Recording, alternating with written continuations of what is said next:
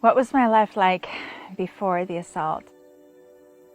I think that things were pretty much status quo. You would consider us an average family. We had 4 kids and felt like I was kind of at the top of my game as an interpreter. I was taking on more work and traveling. I had interpreted a few cruises, which was really cool, I thought. In January of 2014, I took a two-week assignment out of town. And the last day that I was there, I finished up my job and I went back to the hotel, and it was snowy. I made it to my room and opened the door and dropped all my stuff inside and turned around to close the door, and there was a man in the doorway.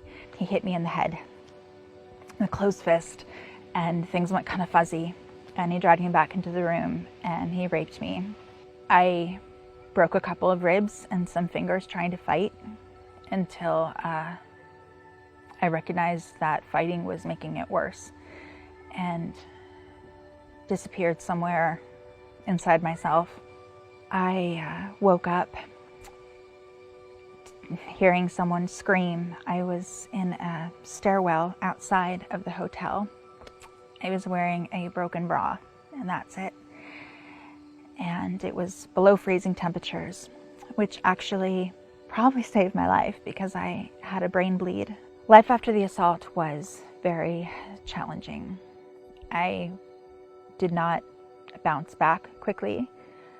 I was not able to resume normal life the way it had been. 5 weeks after the rape, I was scheduled to interpret on a cruise. Day 2, I'm sick, dysentery. I wasn't getting better. The one head doctor, she said, "Is there a chance you could be pregnant?"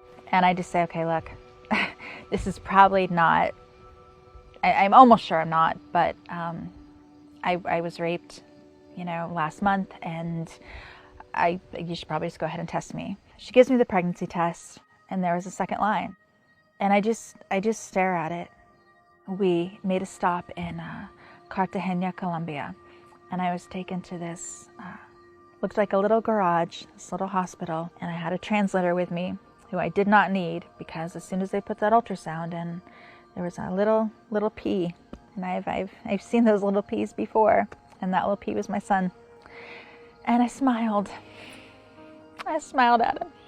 I feel like the world would be telling me, "You're pregnant from something horrible. You should be angry and disgusted."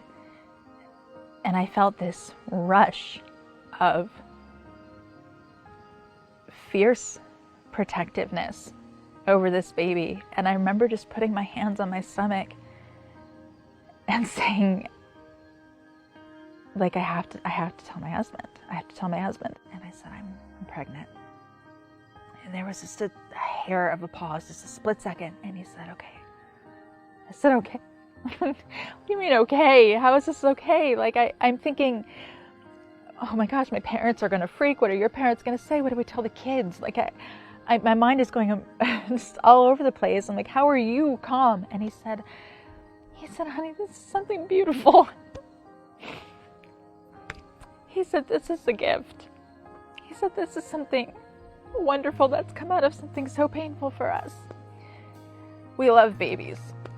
And I said, "Yeah, we love babies." And he said, "This is going to be awesome." I said, "Okay."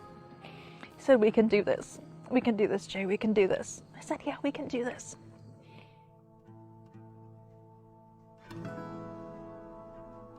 My story is not one about choice. I'm not telling my story to say, look, this is the choice that I made.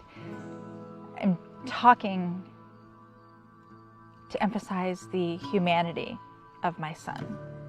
He's a reminder that God is still on the throne, and that good still wins out over evil. In the grand scheme of things, when you look back and you think of the things that you'd like to take out of your life, I couldn't ever take back what happened to me, because it would mean not having him. And he's worth it.